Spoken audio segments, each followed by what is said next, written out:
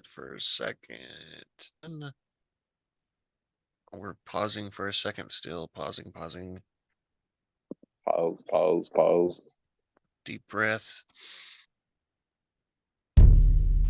Welcome to the Rebel Alliance Briefing Room. Please visit our website, https://rabeljohansen.us. There you can find links to send us feedback, connect to us on social media, or instructions on how to load the podcast onto your device. I'm Kyle John Johansson. This is Andrew Scott Sutton and Rick Ross Bosley. It's time to talk Star Wars. Yay. I was talking to you earlier about my vehicle, Rick. Before I came in also, I was able to load the podcast onto my vehicle so it has Spotify on it. So I logged into Spotify and now I can listen to the podcast on my vehicle whenever I want to. Which is kind of cool. And that's interesting too. We were just talking about cell phone signal. So it has a built-in Wi-Fi hotspot. It's free. I don't have to pay for any of it. Up to 8 devices can connect to it. That's cool. On AT&T. Yeah. And I asked him like 4 or 5 times. I'm like, am I going to get a bill for this? Do I have to pay? No, it's all free. I'm like, okay. Whatever. You're gonna find out whether it's free or not. Yeah, I'm gonna take advantage of it. All right, so let's get back into it. Today we're reviewing Star Wars: The Bad Batch, Season 3. Can you see the 3? Oh, that's the 2. That's 3. Episode 11. 10 plus 1 is 11. Point of No Return. Point of No Return. Kind of like we hinted at before. I'm not sure that the title kind of lines up with the episode, but we'll see here in a little bit. We're gonna do a Funko Pop unboxing, and we're gonna recap the episode and then discuss it a little bit and see what we think about it. So yeah, so here we go. We're gonna do an unboxing. So let me push this button one more time. Now we have a special treat. It's unboxings. All right. Now I gotta switch my screen to this. Share. You can see it now. Here we go. All right, we're gonna do an unboxing. Let's see. All right, ready? Here we go. Unboxing. Cut it open. This is so exciting. Oh my gosh, so exciting. Wait, cut it. Oh, get it there. Oh, I got the tape. All right, be careful. Uh-oh, it's wrapped in paper. That's wrapped. Look on this side. I didn't know we had wrappers at Star Wars. What is it? Oh my goodness. Get this box out of my way. It's the Grand Inquisitor. Number 631. Look at that. That's scary. Right, here's a side view. Oh. He's a lightsaber thingy, 631. Look, there's the back again. We got the Grand Inquisitor. There's Ned. There's young Skywalker. Let's try this side. Ooh. There's little headphones on there. We don't know what those are, like program things or something. I don't know. There's our Grand Inquisitor unboxing. Yeah. That's the Bluetooth. Yeah, it's his Bluetooth setup. Yeah. That's his direct line to Vader. Exactly. That was pretty exciting too. That was a good one. That was Inquisitor. Those are fun ones. Yeah. I think a spoiler for later. I think I might have a Cad Bane bobblehead that can be unboxed. We saw him in our last episode, but And I thought about doing the unboxing for him, but I was like, nah, let's just make him wait. That's kind of badass. Yeah, it is. All right, so if we haven't spoiled you already, we're going to spoil you about this episode. We're going to talk all about it, and you need to watch the actual episode before you listen any further. Yep. 'Cause we're going to Don't give do you it. everything. Don't do it. Watch the episode. That's right. So this episode, our director was Nathan Villanovia. The writer was Amanda Rose Munoz, same as episode before, and the editor was Matt Michovitz, of course, the same as before too. And then we had the musical score by Kevin Kinner, Sean Kinner, and Deanna Kinner, the Kinner clan. In this episode, we had some Clone Force 99, so that's good. And it was had a little more action in it too. Wasn't boring lab stuff.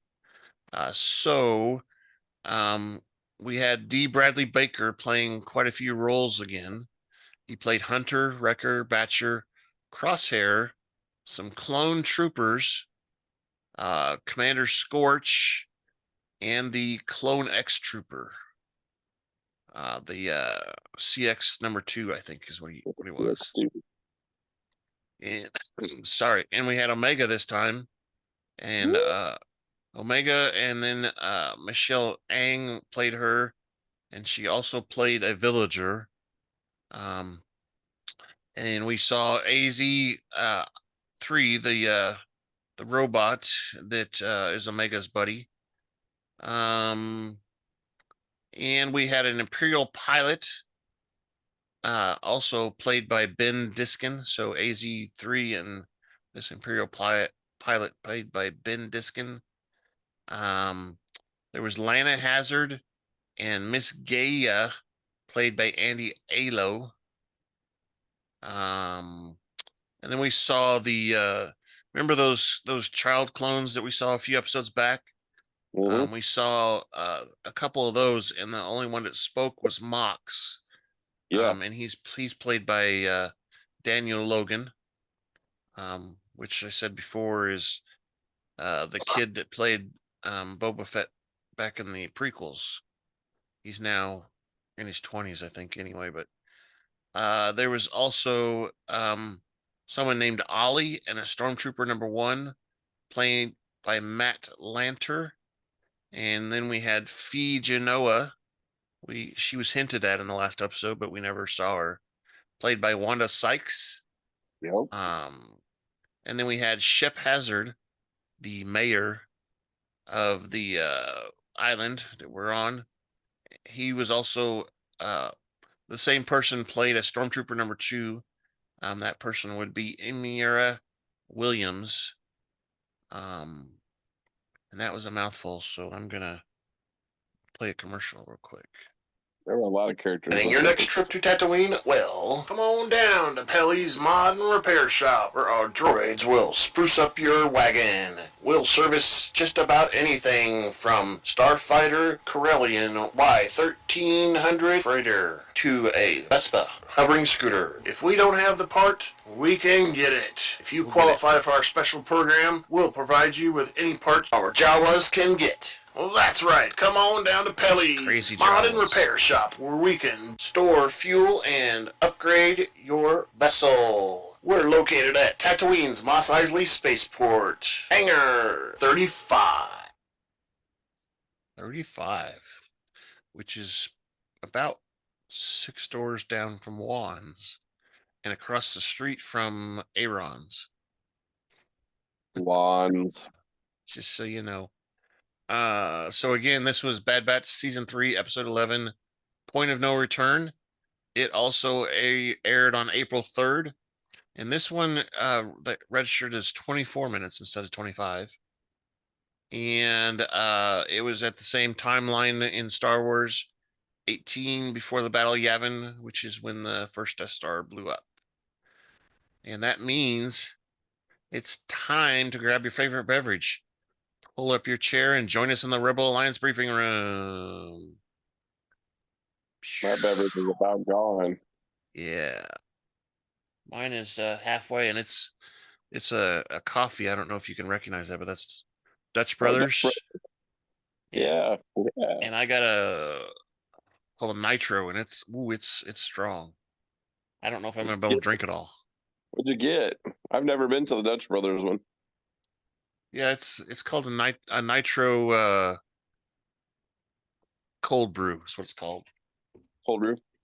Yeah, coffee. I just like usually iced coffee. I don't get anything fancy. Yeah, yeah. So our episode starts off with Fee Genoa landing her starship Providence on a lunar base on a moon.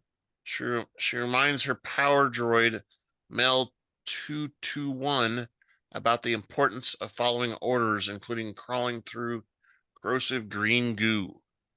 Gross. She promises to repair her the last time on Andro Prime and Sarka Nal, while Genoa instructs the droid named Ollie to refuel her ship. The clone assassin CX2 sneaks aboard her ship. Dun, dun, dun. Where did he come from anyway? He just came out of nowhere. Yeah. He snuck on the ship while she was inside. I don't know what, making a phone call. That's what it looked like. She's talking to somebody, right? Like, yeah, like she just stopped by to get a fill up and boom. Yeah. He put his While Genoa and Mel visit the refueling station shop. Oh, so she was shopping. That's what it was. CX2 inserts a computer spike into the navigation computer, which initially triggers an alarm. Uh-oh. The droid fueling thinks it's something that he did. So he thinks he caused a problem, and he unhooks the fueling and kind of looks around, and I don't know. I don't do it. And he plugs it all back in, and everything is back to normal. The alarms stop and all that. CX2 extracts the data and makes his way out of the ship, while Mel undergoes refueling beneath the Providence. Genoa senses movement and is distracted by Ollie. Ollie says something to her or something. He tells her bill is 1,600 credits. That's what it was. Yeah, that's a lot. He was calculating how much it was costing. Well, you know, ding, gas is going up. So ding, I mean, ding. Yeah, that's how much it cost. Each time you remember the old pumps that dinged every time they went around. Ding, ding. That's money. Should have went to Bucky. Should have went to Bucky's at a big creeper. Exactly. Genoa pays the bill and checks her starship, but CX2 has already hidden behind a crate. He's out of there. Out of there. Once Genoa's starship has departed, CX2 returns to his starship and decrypts the data from Genoa's Navi computer. He then contacts clone commander Scorch. Again with the Scorch guy. What's up? Telling him that Sid's data was right and that he managed to track down Genoa and access her computer. He decrypts the data, and CX2 found that Genoa frequently visited a certain planet, which he's going to investigate. Uh-oh. Scorch tells... Yeah. They were not hidden. They were not hidden. Scorch tells CX2 to send him the coordinates and says he will send a division on standby once they have confirmation of the target. A division. That's a lot. That's a whole mess of troopers. CX2 sets his course to the planet of Pabu. No, not there. And we see Pabu and the Bad Batch are loading supplies aboard the Marauder. Hunter tasks Wrecker with loading the ship while he and Crosshair head to town for some rations. Wrecker asks him to bring back 2 ice cream cones. Please? I like the ice cream. In Upper Pabu, The former Former clone cadets Mox, Deck, and Stack have ice cream cones. Lanya, Hazard, Sirs, Batcher, and ice cream cone also. So the little dog gets an ice cream cone too. He gets a pup cup. Pup cup. Gonky They was have going to those- get the second one. That They was have for those at Gonky. Sonic. You get pup cups. Pup cups, yes. They give them a little cup with a whipped cream in it, usually. Mm. Sometimes if they're nice, they'll actually put ice cream in it. It's usually whipped cream. They Lana tried is sad for her friend Omega because she has to leave. She's crying. Omega Yep. is sad because she has to leave Pabu also, but Hunter thinks that it will be safer for them. As a farewell present, Omega gifts Tech's broken goggles to Lana. That was pretty sad too. She put some. She says, "I want something here to come back to." It'll be a major reminder of him, and the glasses are all broken up and stuff, as they recovered them off the ground. It's sad. Which is an interesting thing that we can talk about later. Because how did they recover those? Well, we saw him. He Well, fell. I guess they never did show a scene where they were down on the ground recovering them, Yeah. but they've had them before because they pulled some data off of them. If you remember in a previous episode. Yeah. So, but interesting. Well, we'll come back. We'll circle back Yeah. to that. We'll come back to it. Circle back. Okay, so Lana promises to hold on to the goggles until Omega and her guardians return. Omega hopes to return to Babu one day, regarding it as a home. She had fun there. She likes everybody. Meanwhile, Wrecker grumbles about the large amount of kit and jokes to Gonky about it, about Okay. leaving him behind and stuff because he takes up too much room. Too heavy. Unknown to them, the Marauder sensors beacons begin ringing. They didn't hear it for some reason. Danger, that Will Robinson. Danger. And that means that CX2 is approaching Pabu Island. And he hides his ship, somewhere off in the distance in a cave or something, right? Yeah, it was like the same What's the- place that Ventress put her ship. Something close to it, but what's the deal with all these caves anyway, right? So if they're not on the island, there's a bunch of caves close by. Whatever. Inside a cove in the upper Pablu, Hunter senses something is afoot and radios for Omega to leave. Get ready to leave already. He's got that sixth sense, His spidey senses start tingling. Exactly.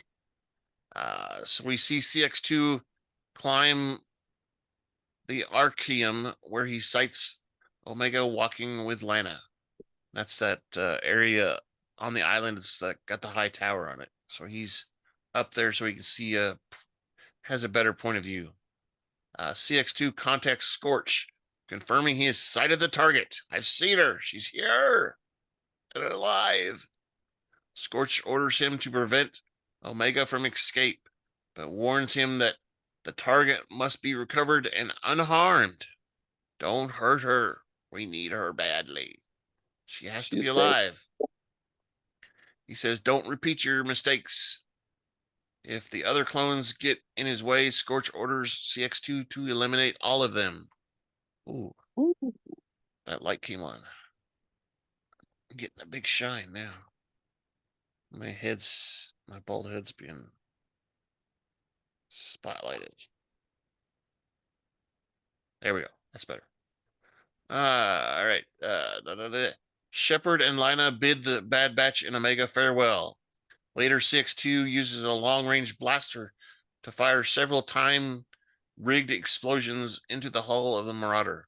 So he throws a couple remote bombs or whatever. Sneaky bombs. Wrecker spots an explosive and grabs Gonky out of harm's way before it explodes. They basically fall off the dock into the water, right? Pretty much. This first explosion triggers a series of explosions that destroy the Marauder. It's destroyed. That's bad. How are they going to escape? The Bad Batch and several locals gathered at the site of the explosion on the waterfront. Omega tends to Wrecker while Hunter gets Mox and Stacks to evacuate Wrecker to Shep's home for treatment. Because they can't wake him up. He gets him out and they can't wake him up. He's like, hey, what's up? I don't know. Hunter gets Dake and AZ3 to treat Wrecker. So the medical droid's going to retreat. Crosshair points out that they have been compromised. And they see suddenly a Ventress class Star Destroyer appear above the top of the island. It arrives, and they hear some crackling noise like a lightning or something, and all of a sudden it's there. The locals begin to panic and start to scream and run about. LAT gunships land clone commandos and TK stormtroopers who begin marching through town. CX2 issues orders for the troops to cut off all escape routes and destroy skiffs and ships. The LAT gunships begin destroying parked skiffs and boats. Pshum, pshum, wreaking havoc throughout the town, man. They don't care. Watching the destruction, Omega begins to blame herself. Hunter reassures her that it is the Empire's fault and tells her to stay focused. It's not your fault. It's the Empire. They're trying to come after you. They're the ones destroying things.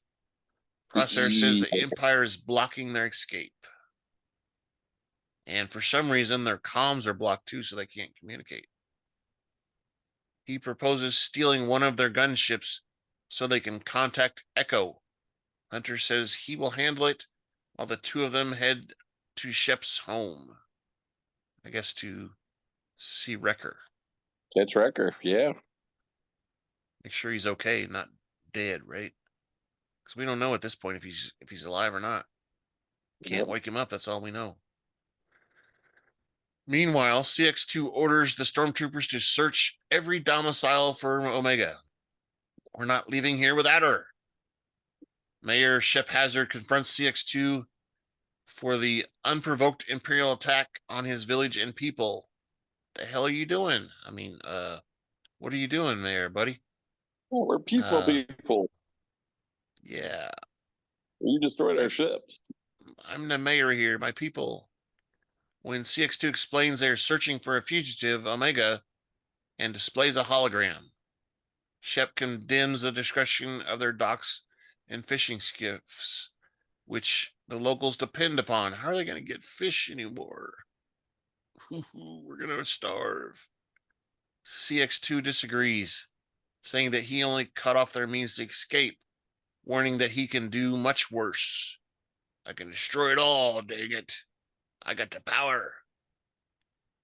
CX2 says he knows the girl is here and warns that the island will burn unless they turn her in. He's going to burn it down. Like the roof is on fire. Two stormtroopers restrain Shep because he wants to hurt CX2. He's like, I don't like you. While Crosshair and Omega and Batcher hide in a stairwell, a group of stormtroopers mishandle a couple protesting a search of their home. Batcher attacks the stormtrooper who chases her. Crosshair reassures Omega that Batcher can handle herself, so she's not going to go run after her. The two seek shelter with Lana and AZ3. Lana, who is frightened, has Omega comforting her. AZ reports that Wrecker is unconscious and his vitals are stable. So that's good. We know he's alive. And then we hear Wrecker groan a little bit. He's having a bad dream or something. Somebody's attacking. He's having a dream about stormtroopers attacking. Outside, more stormtroopers search more homes and terrorize the locals. Meanwhile, Hunter ambushes a stormtrooper in the market and breaks his neck. Ooh, ow. That's brutal. A LAT gunship lands nearby. After the troops have dispersed, he fights the sentry and uses a crate to jump aboard the gunship. After Hunter throws off 2 troops, the pilot spins the aircraft in an attempt to expel him. He's trying to knock him out. Hunter grabs onto the ropes above. Omega and Crosshair watch Hunter struggle. After the pilot reports his gunship is being compromised, CX-2 shoots him through the neck, killing him, causing the gunship to crash into the sea. He's dead as a doornail. Hunter jumps before the gunship sinks into the sea. Crosshair spots Hunter swimming ashore in his binoculars. Micro binoculars. With stormtroopers converging on Hazard's home, Omega and Crosshair discuss what they're going to do next. What are we going to do? I feel so bad. It's all my fault. All that stuff. Well, Omega discuss it. What's next? Hunter wants to stick to the plan, and Omega says that the Empire knows that they're here and won't stop until they capture her. Omega proposes that she surrender. What? And be taken to Tanis. So they're trying to trick him somehow. And they want to transmit the coordinates so they can get her. So she says that she will keep her comms on her. Omega tells Crosshair that this is their chance to find the coordinates to Tanis base and rescue the rest of their clone brethren. Crosshair thinks it won't work, prompting Omega to suggest shooting a temporary tracker onto the Imperial ship as they take her away. Crosshair thinks the plan is unviable, but Omega urges him to focus on the bigger mission. Later, Imperial troopers have rounded up several civilians and prepare to torch a building. Set it on fire. Gonna burn it down. Omega tells them to stop. Hey, stop. I'm surrendering. CX-2 orders his stormtroopers and clone commanders to remain alert since a 3rd clone is still at large. Which one is missing? Who could it be? Oh, maybe it's Hunter. Omega approaches CX-2, telling him to take care of her and leave the people of Pabu alone because they are innocent. It's me you're after, dang it. CX-2 handcuffs her and orders her to be scanned for tracking devices. He tells her she shouldn't have come to Babu, and he confiscates her comlink, her wrist thing. Crosshair dodges a couple patrolling stormtroopers while Hunter wades ashore. He encounters Batcher on the beach and strokes him. Hunter does. Omega walks through the burning docks with her captors. Crosshair summons his ship and marches up the gangplank. Okay. CX-2 summons his ship and he walks up the gangplank. Crosshair attempts to fire a homing beacon onto the ship, but is spotted by stormtroopers. He fights with them with his firearms in hand-to-hand combat. Doom, doom, doom, doom. He's beating him up. Bonk. Oops, I showed you my cell phone. Crosshair fires a homing beacon at the last minute, but it misses and crashes into the sea. Darn it. How are they going to track her now? Comlink's gone and the homing beacon's gone. Crosshair watches in defeat. He's like, oh, my hand is just, it's my fault. I got this hand problem. CX-2 reports that he's acquired his target while Omega meditates as they jump into hyperspace. She's like, and I'm like, why is she meditating? Is she gonna escape with the Force or something? I'm sure we'll She's- see something, but She's sending something to Ventress. it could be. That's what I was thinking too. She's sending one of her thought premonitions through the Force, but we still haven't seen that she is aware of the Force yet, how it works or anything. Of course, we've seen people just magically start using the Force when they, didn't know how. Also, Stressful situations. so yeah, so that's our credits rolls scene is when the ship jumps to hyperspace and she's meditating. Credits roll. So this one was a little more exciting. Had the action and the firing and the burning down of stuff. Yeah. Don't know if Gotcha. Pabu is going to recover much, but they probably will. Yeah, be okay. They recovered from that tsunami or whatever pretty well, so they should recover True. from this. True.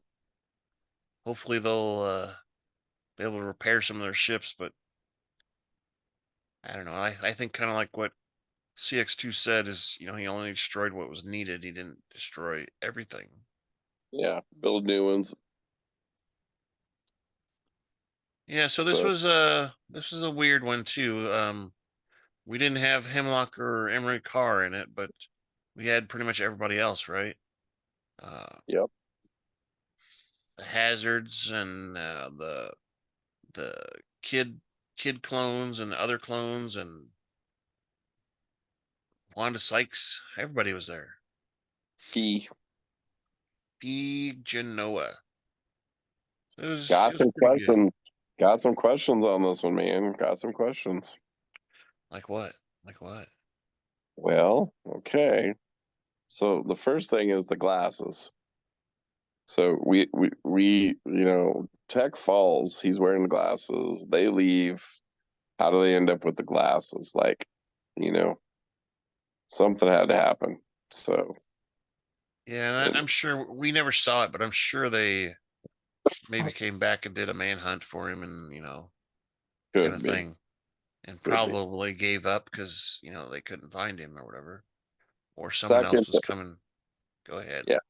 Second thing, we talked about this, I think about 2 episodes before, but this CX2 dude is Tech.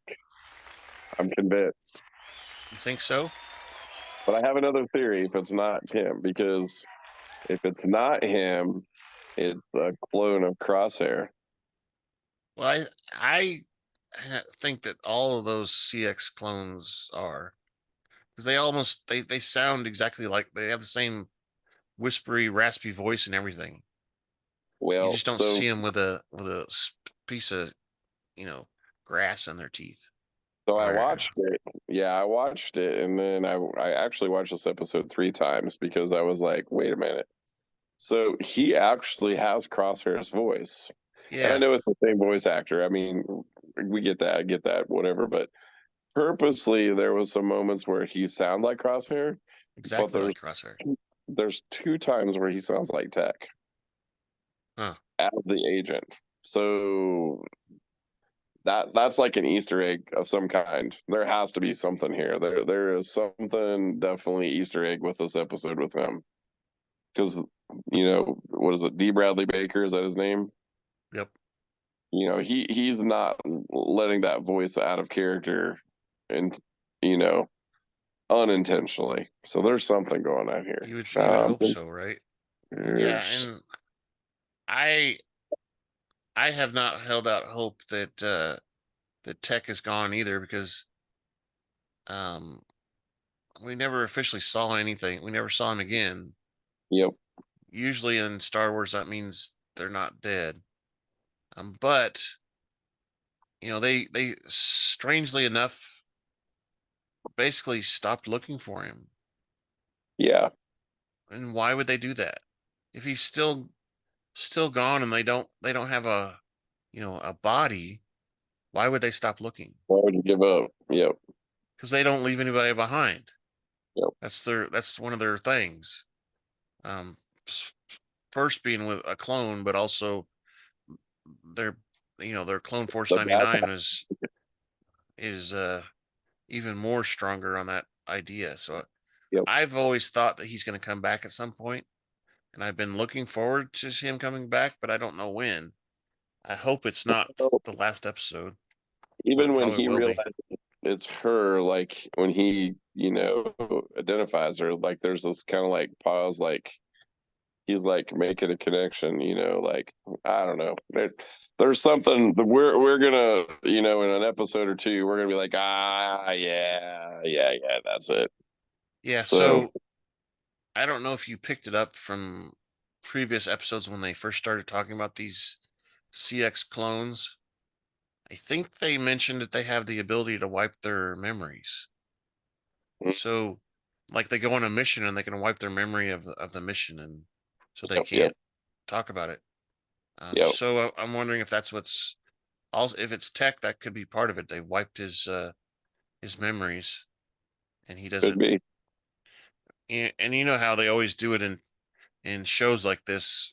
All shows, someone gets, wipes their memory, or their amnesia or whatever, and then all of a sudden they remember everything later. Yeah.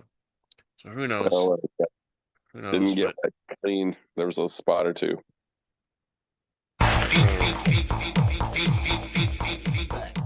we want you to give us feedback on everything we've talked about here. Rick's got some pretty good theories. Do you agree? Do you disagree? Do you have your own theories? So please send us feedback at kylejohansson.us. That's our first choice. Second choice is on the website. There's a link for feedback. It's a form you fill out and it comes to us. Number 3 is on Twitter, or the new X, I like to call it.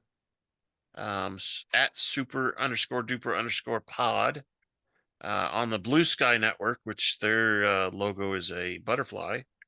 Number 4, at Rebel Alliance Briefing Room, all one word. And we upload the audio and video to YouTube now. And there's a section on each of those where you can make comments. So we look forward to seeing those comments from you. And I think if things go well next week, we're going to have Scott on the show too. We've just kind of missed him a little bit last couple times. He's doing this or that or whatever. A couple Busy. weeks ago, he had a dedication, a memorial dedication sign thing that he went to, that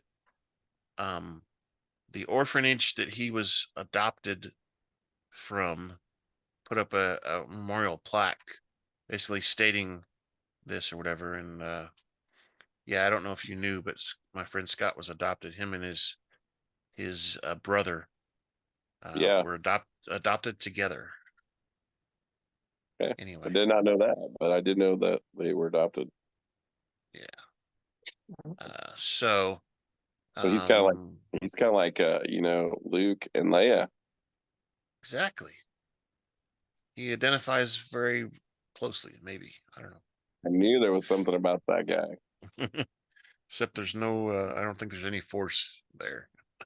Well, I don't know, because the last time he like moved my drink a little bit, so something there. I don't know. Yeah, every once in a while when he farts, it's pretty strong. So maybe that's part of the force too. Good thing he's not here to hear that. Well, who knows? He may listen to it. He says he listens to him at his Scott, work too. Yeah, hey Scott, I'm trying to help you out here, man, but sorry, that was funny. I couldn't help that one. I'm only teasing him because I know he wants to get back on here and defend himself. So Hold my finger. Hold my finger. Yeah. All right. So you got anything else? Is that the last word? Well, not really, but I don't know. I don't want to say it because I kind of want to see what happens the next episode. So I'm kind of no, I'm not gonna say anything else. I'll probably regret it, but I won't. So, since we've done this before, I was gonna say the name of the next episode, which is Juggernaut. Which is usually a big ship, right? Yeah, Juggernaut. yeah. Well, it's a big ship, and I don't know what the definition of juggernaut is. Like usually, it's Something- like a Something big. complex and Yeah. big, right? Yeah. So that's April 10th. And then I just want to kind of, right size this here because we were talking about when it was going to end. We've got this after this last episode that we just reviewed. There's only 4 left. And I don't want to repeat the titles on all of them because they start to kind of spoil a little bit. Yeah, give some hints. I will Is tell that you right? that this next one's called Juggernaut. 10th, 17th, 24th, and the 1st. Yes. Okay. That's amazing that you could do that. I don't know if I could do that. Um, Add 7 like that every time. I don't know if I could do that. Mayday, Mayday, Mayday, Mayday. May It'd been 1st cool. and okay, so I'll give you Juggernaut, and then the one after that is called No, Into the Breach. Don't spoil it. Okay, you ruined it. Into the Breach. Well, we've called them out before already on this show, so I guess that's true. That's true. We have said I'm it. not going to say the last 2 though, because those are more spoilerly than the other. Well, the last one we thought they changed the title, right? Yeah. Yeah. That's why I don't want to say it because it kind of it's very revealing. Yeah. And I don't know. I think from what we've seen so far, I think they still had a way to track Omega, even though she gave up her wrist thing and they didn't attach a thing. There's some other way that she's been able to figure out how to be tracked because I think they're gonna start planning their attack on Tanis. And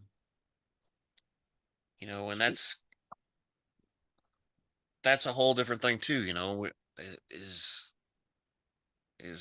everybody going to survive? Or are we all going to see everybody die? I don't know. We'll see. But Well, that's the $25 million question: is who makes it out of this at the end? because Because we know there's just 4 episodes left. then that's the end of the whole series. There's no more episodes. Only 4 episodes left. So if they do make it, though, the question is do they show up on other series? Yeah. The only other way would be other series, maybe in a movie, which by the way, I didn't say it at the beginning, but the Mandalorian and Grogu movie has been officially booked for the year. I think it said November 2026. Wait. It's official, so it's no longer a rumor. It's official. So with that little tidbit, I'm gonna push the outro button. Thank you for listening to the Rebel Alliance Briefing Room podcast. Please visit our website where you can play current and past episodes. That's https://rabr.kylejohansson.us. That's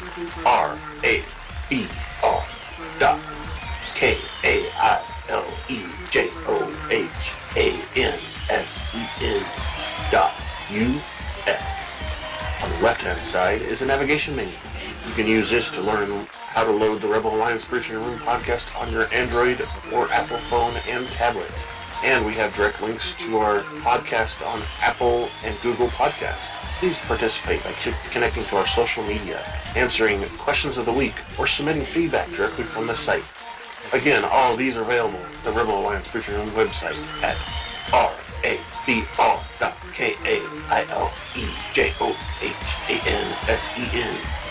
rabr.KAILEJOHANSEN.US. This podcast in no way is approved, sponsored, or owned by Lucasfilms Ltd., Disney, Disney Plus, or any of its subsidiaries.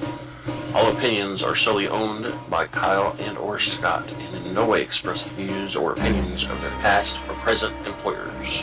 Views and opinions are not supported or restricted by Lucasfilms Ltd., Disney, Disney Plus, or any of its subsidiaries.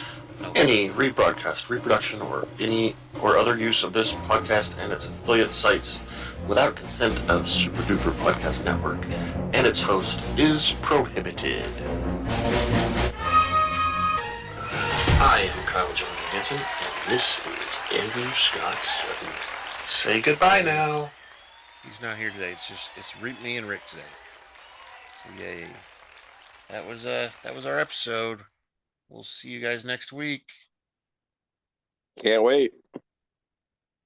Yeah.